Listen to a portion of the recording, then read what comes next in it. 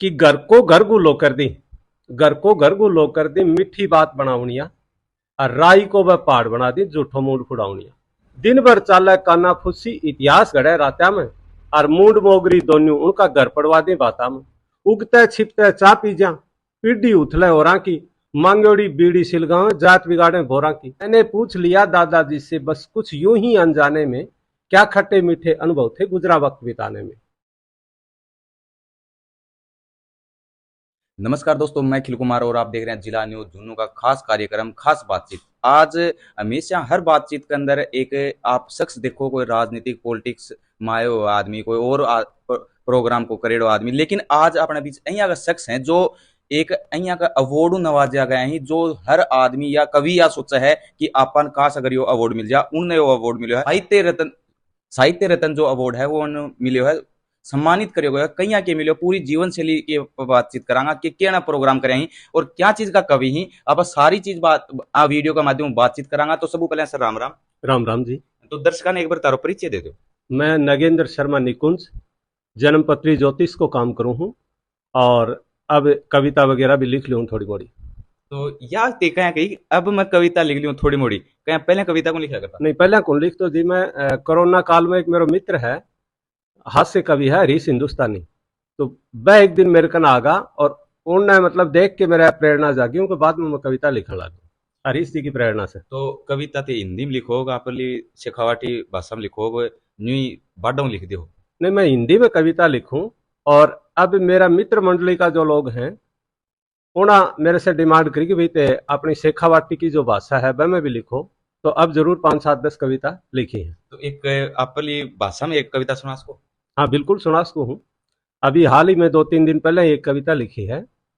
तो मैं थाने बताऊं कि मैं 3 भाई सीर में हाँ, और उस सीर साझे के दरमियान जो समस्या आई, उस समस्या ने लेके मैं एक कविता बनाई और शायद सब लोगों ने पसंद भी आवा कि घर को घर गुलो कर दी, घर को घर गुलो कर दी, मीठी बात बनावनिया और राई को वह पहाड़ बना दी, झूठो मूड फुड़ावनिया। दिन भर चाले काना फुसी, कदे ऊं का कान में कान दी, कदे ऊं का कान में कान दी। दिन भर चाले काना फुसी, इतिहास गढ़े रात्या में और मूड मोगरी दोनों उनका घर पड़वा दी बाता में। बिना तेल पूड़ी तारे, बिन तिल्ली आग लगावनिया और राई को वह पहाड़ बना दी, झूठो मूड फुड़ावनिया। फिर उनकी खास बात कह रहा है कि एक भाई का कहने से जार दूसरे भाई ने बतावे कि तेरी ओढ़ करणियों को न्या, यार परिवार में तू ही तो हकीम है वो और बाकी के है, तेरी ओढ़ करणियों को न्या आ गिल्ल्या ने कुण जाना है और ए पौड़ी से जाके ऊ पौड़ी में बाकी बात बखाना है और मेरा बंगन तेरी छा करके सुती राड जगावनिया और राई को वह पहाड़ बना दी, झूठो मूड फुड़ावनिया। अच्छा, उनको ऊँग के पीछे लोभ केवल है कि उगते छिपते चा पी जा, दिन के एक भाई कन पी जा, शाम के दूसरे भाई कन पी जा, उगते छिपते चा पी जा, पीढ़ी उथले होरा की, मांगोड़ी बीड़ी सिलगांव, जात बिगाड़े भोरा की। गणा कसुत्ता है ये जावन बिन दही जमावनिया और राई को वह पहाड़ बना दी, झूठो मूड फुड़ावनिया। गांव गांव में राफेल फिरे, गांव गांव में राफेल फिरे, इनकी संख्या भी छोटी नहीं है। गांव गांव में राफेल फिरे, खुड़का रोज करावे हैं और पुरानी बींच फोड़ फोड़ के चूल्हा नया धरावे हैं। नाथ कढ़ाया हंडे ये बाया का मन पड़वावनिया और राई को वह पहाड़ बना दी, झूठो मूड फुड़ावनिया। एक तो यह कविता है। तो यह बात सही है कि हर गांव में अहिया का तिलाम पाव है कि ये आपस में मंडावटी करके घर पढ़वा दी। तो मैं बात करूँ तारा एजुकेशन की, ते हिंदी साहित्य में पढ़ेड़ा। मैं संस्कृत से आचार्य करी, जना इक्वल में संस्कृत से जो हमें करा आचार्य बोल रहे, क्योंकि हिंदी को ताने बढ़िया नॉलेज भी है। यदि ते कविता लिख पाया हो नहीं, इब मैं लिखना चाहूँ तो मारो एक लाइन दूसरी लाइन को क्यों मारकर जो शब्द पिरोण की जो बात है वो मारू को नहीं हो, क्योंकि हिंदी को कलाकार होना भी एक बड़ी बात है कि हिंदी पढ़ेड़ा। गॉड गिफ्ट हुआ है, सरस्वती माता की देन हुआ है, लाखों आदमियों से एक व्यक्ति ने को सौभाग्य मिला है कि वो कुछ लिख पावा है। और दूसरी मैं बात करूँ अपने घर गृहस्थी की, तो घर में आजीविका क्या चलाओ, कवि हूँ तो कितना करी पे आ जाए, कोई सम्मेलन में 12 छिपना एक दिन बुलावा है तो घर गृहस्थी भी चलानी पड़ा, तो खातर की मेहनत करनी। मैं ज्योतिष को काम करूँ हूँ, 20 अपॉइंटमेंट रोजाना है मेरे कने, पहले दिन से सब फोन वोन से संपर्क हो गया है और 20 लोगों की जन्म कुंडली वगैरह पंचांग को देखो, उससे आजीविका चल है बढ़िया तरीके से। तो इब शास्त्री जी तुम कह रहे हैं कोई हवन करा दियो, ब्याह करा दियो, वह कौन कराओ दे? नहीं करवावा, वह भी करवावा, जो लोग मतलब बढ़िया तरीके से काम करें, वैदिक काम जो करना चाहें वो करवावा। तो इब मैं बात करूं ताने यो एक अवार्ड है पूरे साहित्य रत्न, यो तन कड़े मिलो। ये साहित्य रत्न नवलगढ़ की एक संस्था है और सबसे बड़ा अवार्ड मिलो नगर श्री। यो चूरू का में एक नगर श्री संस्था है। कौन सो है नगर श्री यो यो हाँ, यो नगर श्री चूरू की एक बहुत बड़ी सम्मानित प्रतिष्ठित संस्था है। तो बस साल में एक बार एक आदमी ने नगर श्री सम्मान से सम्मानित करा है और कम से कम 500 साहित्यकारों के बीच 3 घंटा की आलोचना समालोचना के बाद में और यो नगर श्री सम्मान दिया जा है। तो मैंने सौभाग्य प्राप्त हो कि नगर श्री सम्मान 2022 को मन मिले। और एक यो जो है साहित्य रत्न यो तन कड़े मिले। यो साहित्य रत्न नवलगढ़ की एक संस्था है जिनको नाम है साहित्य संघर्ष समिति। तो बैंक में देश भर का साहित्यकार जुड़ रहे हैं और वह कोई जाए उनकी नज़र में कोई बढ़िया साहित्यकार हो है, अच्छी उनकी रचनाएं हो हैं, तो उन्हें वह सम्मानित करे हैं। तो एक श्रीकांत जी पारिक हैं, भारत का एक बहुत बड़ा कवि होड़ा है बजरंग लाल जी पारिक, जना चांद चढ़ो की गिनार वो लिखो तो उनका बेटा है। तो उन्हें मैंने एक दिन फोन पर यह सूचना दी कि मैं साहित्य रत्न के लिए और ताने आमंत्रित कर रहे हैं, तो थे आओ। और मैं गयो, बहुत ही मतलब बढ़िया तरीके से मान सम्मान करो और ये साहित्य रत्न बनती हो। तो एक हिंदी की कविता और सुनो, मन में मचमची उठ रही है कि हिंदी की कविता कौन सुनी तारा हूँ। हिंदी की कविता मैं सुनाऊं अभी लो। तो एक कविता है कि मैं और दिन सी गांव से ले गए हमारा, तो उड़े के 92-93 साल का हमारा दादोजी लागे हैं परिवार में, वह बैठा। तो उनसे मैं एक सवाल करूँ कि दादू जी आज तो हर सुख सुविधा है, बड़ा बड़ा मकान है, महंगी गाड़ियां हैं, एसी है, कूलर है, पंखा है, लेकिन उन टाइम में थे कया समय बिताए होगो। तो उन विषय ने लेके मैं एक कविता लिखी, बात हमारे सामने प्रस्तुत करूं कि मैंने पूछ लिया दादाजी से, मैंने पूछ लिया दादाजी से, बस कुछ यूं ही अनजाने में, क्या खट्टे मीठे अनुभव थे गुजरा वक्त बिताने में। तो दादोजी जो है वह मैंने बता रहे हैं कि झोपड़ियों में जीवन जिया, भावों में भाव गनेरा था, खाते बर्तन कम थे फिर भी शाही रैन बसेरा था। नेक कमाई में दिन बीते, रातें सुख से सो जाने में, खट्टे नहीं मीठे थे अनुभव गुजरा वक्त बिताने में। गली मोहल्ले थे जगमग नन्हे दीपों की ज्योति में, उस समय ये ट्यूबलाइट मरकरी वगैरह कुछ नहीं थे, छोटे छोटे दीपक थे लेकिन सब कुछ जगमग था। गली मोहल्ले थे जगमग नन्हे दीपों की ज्योति में, सटरस व्यंजन फीके थे प्यार बांटती रोटी में। सूत काट कर सक्षम थे हम लज्जा ढक पाने में, खट्टे नहीं मीठे थे अनुभव गुजरा वक्त बिताने में। बोलो बेटे, हमारे जमाने में कपड़े कम हुआ करते थे लेकिन लड़कियां कपड़े पूरे पहनती थी। तो सूत काट कर भी सक्षम थे हम लज्जा को ढक पाने में, खट्टे नहीं मीठे थे अनुभव गुजरा वक्त बिताने में। ठंडे चूल्हे मौन साकियां मन का चैन चुराती थी, किसी के घर का चूल्हा ठंडा रह जाता था या साकी नहीं चल पाती थी तो एक दूसरे की मदद करने को तत्पर रहते थे लोग। ठंडे चूल्हे मौन चाकियां मन का चैन चुराती थी, एक पड़ोसन दूजी के घर अन्नपूर्णा बन जाती थी। आंचल से अनुराग मिला आशी से शीश झुकाने में, खट्टे नहीं मीठे थे अनुभव गुजरा वक्त बिताने में।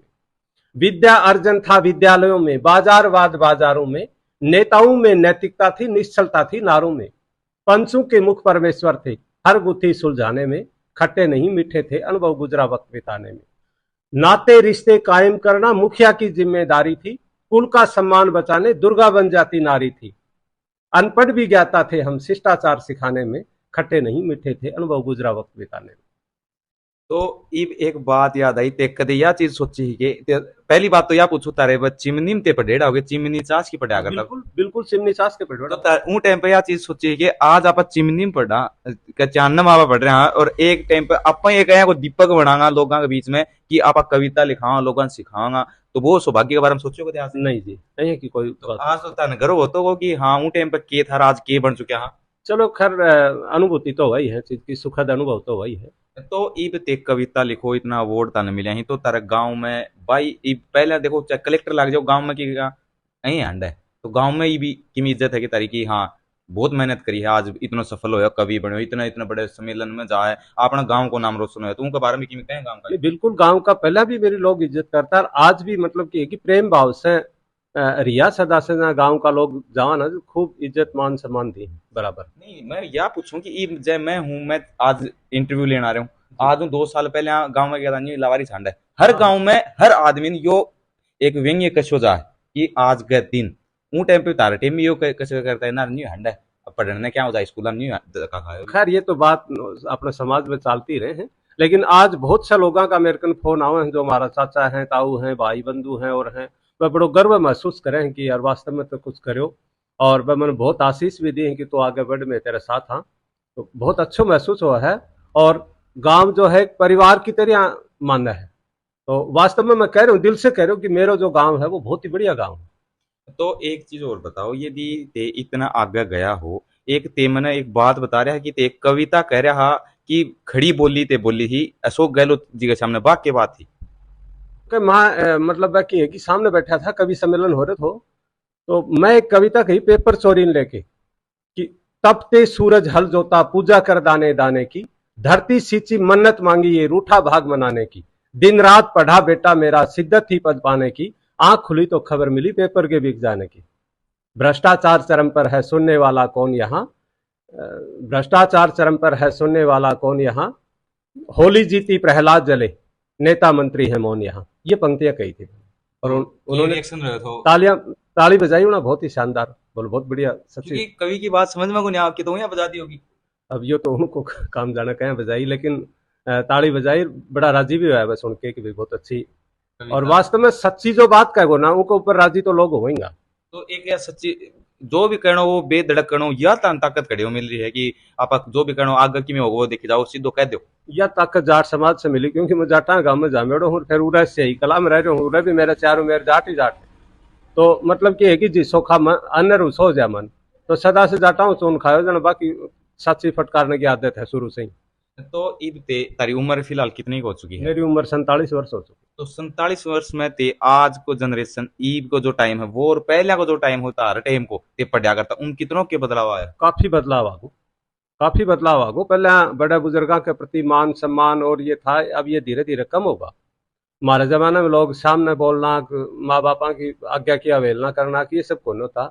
जो आज देख रहे हैं वास्तव में बड़ो दुख को अनुभव हुआ है, आत्मा दुखी हुआ है। तो तारा तीन भाई और ते बता तो तीनों सारा एक ही लाइन में है कि अलग अलग है? नहीं नहीं, हमारा बड़ा भाई है, वह दुकानदारी को काम करे हैं, मेरे से जो जस्ट बड़ो है वो खेती को काम करे है, एक छोटो जन्म से अंधो है।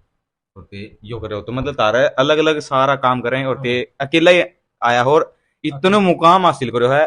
तो इतनी बड़ी उपलब्धि भी बहुत मायने रखा है कि आप इतनी उपलब्धि प्राप्त करिए, इतना बड़ा बड़ा मंच पे गया, एक छोटा सा मंच पे जाने खातर लोग तरसे थे तो इतना बड़ा मंच पे गया। तो क्या अनुभव रहे वो पहले आते कोई मंच के ऊपर गया कोई कविता सुनाने जब क्या अनुभव रहे तारा?